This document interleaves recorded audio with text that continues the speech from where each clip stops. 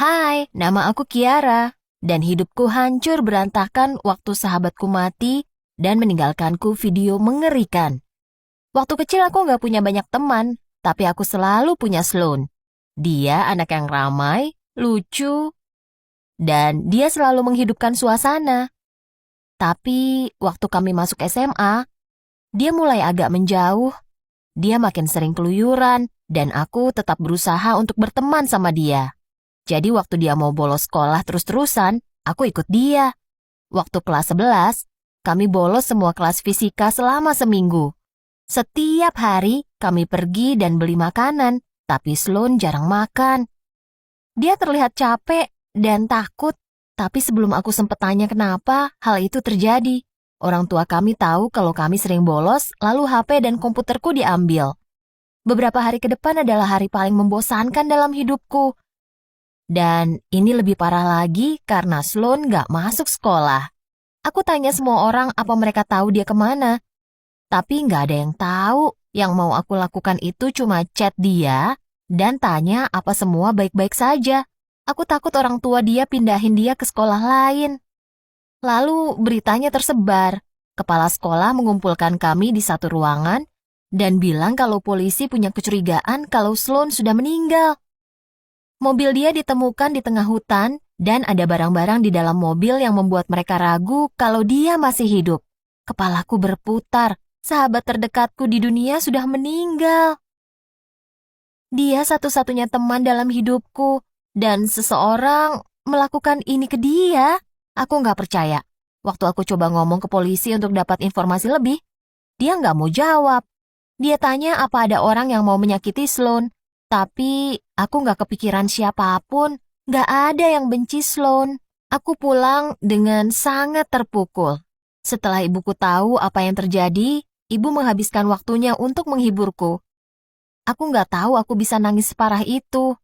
Malam itu, ibu kembalikan semua barang elektronikku dan menyuruhku untuk menonton sesuatu supaya santai.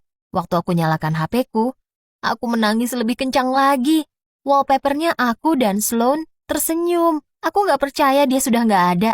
Setelah beberapa saat melihat wallpaperku, aku keringat dingin. Ada notifikasi dari Sloan. Jantung berdebar waktu aku putar pesannya.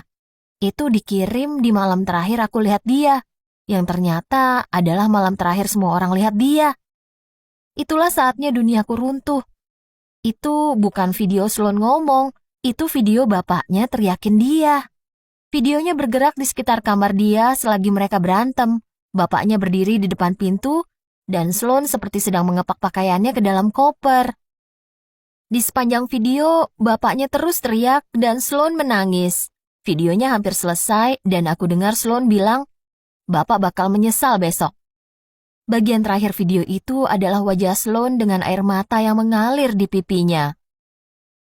Waktu videonya selesai, aku mulai keringat dingin. Bapak Sloan terdengar marah. Apa bapaknya yang melakukan hal mengerikan ini ke Sloan? Aku coba klik videonya untuk tonton sekali lagi. Tapi aku sadar kalau aku sudah melakukan kesalahan. Di aplikasi itu, aku cuma bisa lihat videonya sekali. Kenapa nggak aku rekam layarnya? Aku tahu apa yang harus aku lakukan. Aku turun ke bawah dan langsung ke kantor polisi. Kalau aku cerita apa yang baru aku lihat, pasti mereka mau menginterogasi bapaknya Sloan. Tapi kagetnya, mereka malah ketawa waktu aku cerita apa yang terjadi. Bapaknya Sloan punya pekerjaan yang dihormati di masyarakat. Dan lagi mereka bilang dia punya alibi. Sambil menangis, aku bilang kalau mereka salah. Tapi mereka nggak mau dengar. Para polisi menyuruhku untuk percaya pada investigasi mereka.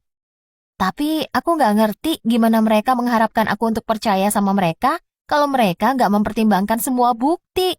Waktu aku pulang malam itu, aku mimpi buruk tentang Sloan. Semakin lama mimpi buruknya semakin parah. Dan sumpah, aku bisa dengar suara dari video itu terus-terusan. Pagi itu aku sadar aku harus cari bukti lebih banyak. Setelah dengar videonya, aku tahu Bapak Sloan bersalah. Bukannya ke sekolah, aku malah berdiri di depan rumah Sloan dan menunggu bapaknya pergi ke kantor. Waktu dia pergi, aku menyelinap masuk rumah. Aku tahu itu bahaya dan aku bisa masuk penjara. Tapi aku harus melakukan itu. Aku harus menemukan satu lagi bukti yang bisa memberikan keadilan bagi temanku. Waktu aku masuk kamar Sloan, ratusan kenangan kembali menghantuiku. Air mataku membendung dan mengalir ke pipiku selagi aku melihat barang-barangnya. Waktu aku menemukan diari dia, aku tahu ini peluang terbaikku. Aku mulai membalik halamannya secepat mungkin. Beberapa hal benar-benar mengerikan. Mendekati akhir buku, Sloan bilang kalau bapaknya jadi semakin galak waktu dia masuk SMA. Bapaknya nggak ngasih dia makan atau mengurus dia sama sekali. Bahkan, bapaknya selalu memarahinya. Hatiku pedih. Aku nggak tahu kalau keadaan Sloan separah ini. Dia nggak pernah bilang ke aku. Di catatan terakhir, dia bilang kalau dia takut bapaknya bakal melakukan sesuatu yang sangat buruk padanya. Saat itu, aku tahu bapaknya pasti ada di balik hilangnya Sloan. Waktu aku mau pergi, aku dengar suara keras di lantai bawah waktu pintu depan terbuka. Aku kaget dan menutup pintu kamar. Aku takut, itu pasti bapaknya. Kalau dia menemukanku di kamar dengan jurnal ini, entah apa yang bakal dia lakukan padaku. Aku sembunyi di bawah kasur. Aku cuma kepikiran untuk melakukan itu. Aku gemeteran sampai kesulitan bernafas. Aku dengar langkah beratnya menaiki tangga. Aku menatap dinding yang jauh dari pintu, takut melihat pintu itu terbuka. Lalu aku dengar pintunya berderit terbuka. Aku nggak pernah setakut itu. Aku takut dia lihat aku menyelinap masuk rumah. Apa dia bakal melakukan hal yang sama ke aku kayak ke anaknya? Langkahnya mendekat ke aku yang rasanya kayak slow motion. Aku bisa dengar setiap langkah yang membuat lantai berderit. Lalu aku merasa seseorang berlutut di samping kasur. Aku memikirkan cara untuk melawan, cara untuk aku dorong dia dan lari keluar. Aku mengumpulkan semua keberanian untuk menoleh. Aku tarik nafas panjang dan menoleh. Tapi yang aku lihat berbeda dari yang aku bayangkan. Sloan menatap ke arahku. Tersenyum sambil berkaca-kaca. Aku mulai gagap. Aku nggak percaya apa yang aku lihat. Sahabatku belum meninggal. Tanpa bilang apapun, aku merangkak keluar dari bawah kasur dan memeluknya. Kami menangis sambil berpelukan lama banget. Akhirnya aku menanyakan apa yang sebenarnya terjadi. Aku bilang kalau semua orang pikir dia sudah mati. Sloan menyuruhku duduk. Dia ceritakan semuanya. Akhir-akhir ini bapaknya makin parah, jadi dia merasa harus pergi atau sesuatu yang buruk bisa terjadi. Di malam waktu kami ketahuan bolos, dia memilih untuk kabur dari rumah. Dia sengaja meninggalkan mobilnya di hutan dengan bukti menyeramkan supaya dia bisa pergi dan memulai dari awal. Aku nggak percaya apa yang aku dengar. Aku sedih banget Sloan nggak cerita padaku apa yang terjadi. Waktu aku tanya kenapa dia nggak bilang orang dewasa lain, dia bilang dia takut apa yang bapaknya bakal lakukan. Dia pikir pura-pura meninggal adalah satu-satunya jalan keluar dia. Aku genggam tangan Sloan dan bilang, kalau kita harus ke polisi. Bapak dia bakal dihukum karena kelakuannya. Dan gak ada alasan kenapa dia harus menyerahkan segalanya. Sloan terlihat takut, tapi dia setuju denganku. Bersama kami pergi ke kantor polisi dan cerita segalanya. Mereka benar-benar kaget saat lihat Sloan, dan mereka meminta maaf karena gak mendengarkanku. Setelah dengar tentang kelakuan bapaknya, mereka pikir sebaiknya Sloan diurus tantenya. Sekarang, Sloan bahagia dan jauh lebih baik. Aku nggak sadar betapa pentingnya perubahan kelakuan Sloan.